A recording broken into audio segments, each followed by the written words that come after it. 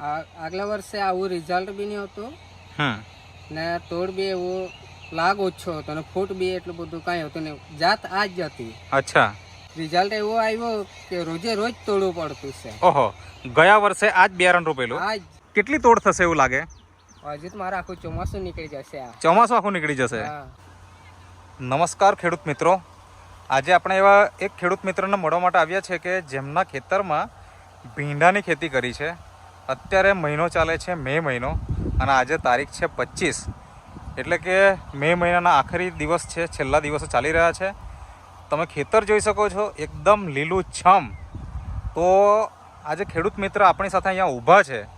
એમના પરિચય સાથે આપણે જાણીએ કે આ કઈ જાત બનાવી છે અને એમાં ટ્રીટમેન્ટ શું કરી છે. તો સૌપ્રથમ તમારો પરિચય આપજો. શું નામ છે તમારું? મારું નામ કમલેશભાઈ કલણભાઈ ગામિત, દાદરિયા. ઓકે, એટલે તાલુકો કયો? વાલોડ. હા, અને જિલ્લો? તાપી. તાપી. મને જણાવો કે આ ભીંડાની ખેતી તમે કેટલા વર્ષોથી કરો છો? ભીંડાની ખેતી તો 4 વર્ષ જેવા થયા. 4 વર્ષથી કરો છો, બરાબર. હવે અત્યારે આ વર્ષે કઈ જાત બનાવી આ ખેતરમાં? રૂકમણી. રૂકમણી, બરાબર. તો ખેડૂત મિત્રો, આ રૂકમણી જાત છે. કેટલા મહિના થયા આ રોઈપાને? મહિનો ઉપર થઈ ગયા. મહિનો ઉપર થઈ ગયા. એટલે મતલબ ચાલુ થયા તે કે પછી? હા, ચાલુ કેટલા દિવસ હમણાં? આ 20 તોડ તો તોડી લીધા. 20 તોડ તોડી લીધી? હા. અચ્છા, એટલે લગભગ 2 મહિના જેવા થયા હશે 2 મહિના રોપેલાને? હા, 2 મહિના આસપાસ ખરા, બરાબર. તો આજે વર્ષોથી તમે મતલબ 4 વર્ષથી તમે ખેતી કરો છો ભીંડાની, અને આ વર્ષે તમે ભીંડાની ખેતી કરી છે. આ બેમાં તમને તફાવત શું લાગે? શું ફેરફાર લાગે? તફાવતમાં આ વર્ષે મેં દવા વાપરી. કઈ દવા? આજે અહીંયા નીચે આપણે અહીં રાખી છે. હા, સ્ટીમરીચ છે, સેત છે, રેપઅપ છે, બાયો 99 છે, એનપીકે છે અને ઝિંક.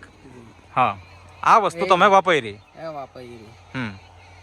કેટલા દિવસે છંટકાવ કર્યો અને જમીનમાં કેટલી વખત આપ્યું? જમીનમાં મેં 2 વખત વાપરી ને છંટકાવ 3-4 વાર જેવી લાગી.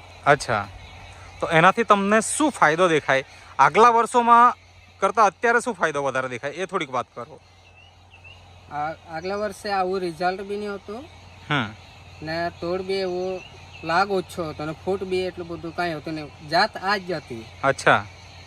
જે આ રૂકમણી છે એ જ આગલા વર્ષે રોપેલી હતી, તો રિઝલ્ટ એટલું નહીં હતું. તો છતાં આ વખતે આ વાપરી તો રિઝલ્ટ એવો આવ્યો કે રોજે રોજ તોડવું પડતું છે. ઓહો, ગયા વર્ષે આ જ બિયારણ રોપેલું?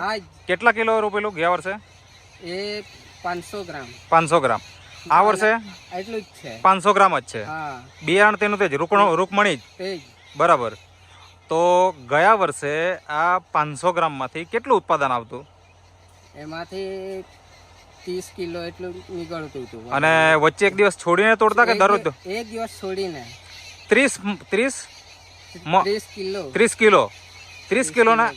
કિલોના આસપાસ નીકળતું 500 ગ્રામમાંથી. ગયા વર્ષની વાત છે. વધારેમાં વધારે કેટલું નીકળેલું?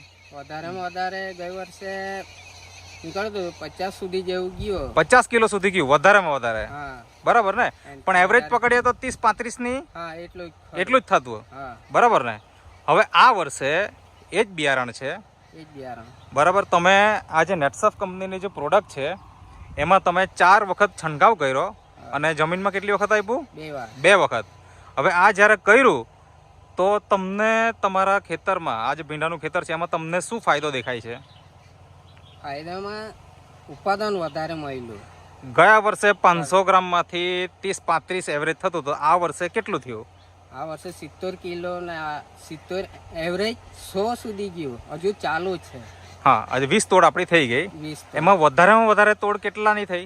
વધારેમાં વધારે 90-95 જેવો કિલો નીકળ્યા. 95 કિલો સુધી ગયું એક દિવસ જે સોયડું તો. કેવું એક દિવસ છોડીને તોડે તો 95 સુધી ગયું. 95 સુધી ગયું. પણ હવે તમે દરરોજ ના તોડો છો? અત્યારે દરરોજ ના તોડવું પડતું. તો દરરોજ ના તોડો તો કેટલું ઉત્પાદન આવે? એ 50 કિલો દરરોજ. એટલે આમ જોવા જાય તો એક દિવસ વચ્ચે છોડીને જો તોડીએ તો 100 કિલો થાય જ, બરાબર ને? એનો મતલબ એવો થયો કે ગયા વર્ષે આપણે વધારેમાં વધારે જે ઉત્પાદન આવેલું એટલું તો અત્યારે રોજ ના આવે છે, રોજના જ આવે. એટલે ઉત્પાદન ડબલ થઈ ગયું એમ કહેવાય ને. હા, ડબલ. બરાબર ને. ડબલ. તો શું તમે આ જ્યારે દવા વાપરવાની ચાલુ કરેલી નેટસફ કંપનીની ત્યારે તમને એવો વિશ્વાસ હતો ખરો કે ઉત્પાદન ડબલ આવશે એમ? એવું તો હવે રિઝલ્ટ હવે આવે કે નહીં આવે એવું પેલા લાગતું હતું. હા. પણ જયારે વાપર્યું છે, હિંમત કરી કે ચાલ જે થાય તે બહુ બહારની દવા બહુ વાપરી, તેવું રિઝલ્ટ નહીં મળ્યું ને ખર્ચો વધારે થતા હતા. બરાબર. આનો ખર્ચો કેટલો કર્યો? આ મારે ખર્ચો 5,000. બરાબર. અને માનો કે આ નહીં વાપરતે તો કેટલો ખર્ચો થઈ જતે? એ વધી જતે. કારણ કે ગયા વર્ષે કેટલો થયેલો? ગયા વર્ષે તો 10,000 ઉપર જેવું થઈ ગયું. બરાબર. કારણ કે દવા રોજે એક દિવસ છોડીને દવા લાવવાની, એક બોટલ લાવવાની, એટલે ખર્ચો બહુ વધારે થઈ જતો. તો આ વર્ષે એવું થયું ખરું કે દર એક દિવસે આતરે તમારે છાંટવું જ પડે એમ? ખર્ચ જ ઘટી ગયા. તો હમણાં તમે મતલબ જંતુનાશક દવા કેટલી વાર છાંટી આમાં? જંતુનાશક દવા 2 વાર જ છાંટેલી. 2 જ વાર? 2 જ વાર. મતલબ આ 2 મહિના હવે થઈ જવાના અને 2 મહિનાની અંદર ખાલી 2 જ વખત. 2 જ વખત.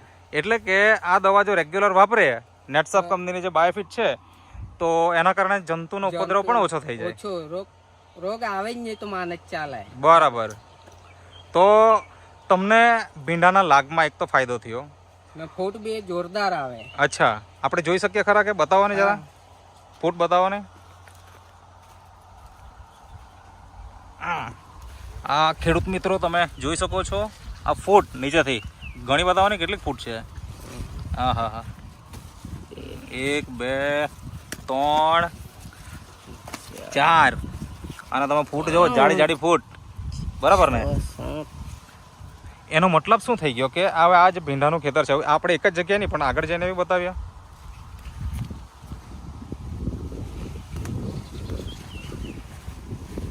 અહીંયા આપણે જોઈએ, જોઈ શકો છો આ ફૂટ નીચેથી જ ફૂટ ચાલુ થઈ ગઈ, નીચેથી એકદમ જબરજસ્ત. બરાબર ને. છોડ એકદમ મજબૂત બને. છોડ મજબૂત. અને ખેતર આમ જોવા જઈએ તો એકદમ લીલુંછમ. મે મહિનો, ભરપૂર ગરમી, અને તેવા વાતાવરણમાં પણ તમે જોઈ શકો છો કે ખેતર એકદમ લીલુંછમ છે. તો બીજા ખેડૂતોને તમારે શું કહેવું છે? આ વાપરવું જોઈએ કે નહીં? આ જ દવા વાપરવી જોઈએ. બરાબર છે. અત્યારે 20 તોડ થઈ ગઈ, હજી કેટલી તોડ થાય? દવા ભૂલી જ જવા જોઈએ. અચ્છા, કેટલી તોડ થશે એવું લાગે? હજુ તો મારે આખું ચોમાસું નીકળી જશે. ચોમાસું આખું નીકળી જશે. ચાલો, પાછો સમય મળશે ને તો પાક્કો બીજો પણ વિડીયો લેશું, જ્યારે છેલ્લે પતવાનો હશે ને ત્યારે. આ ચોમાસું બિંદાસ નીકળી જાય.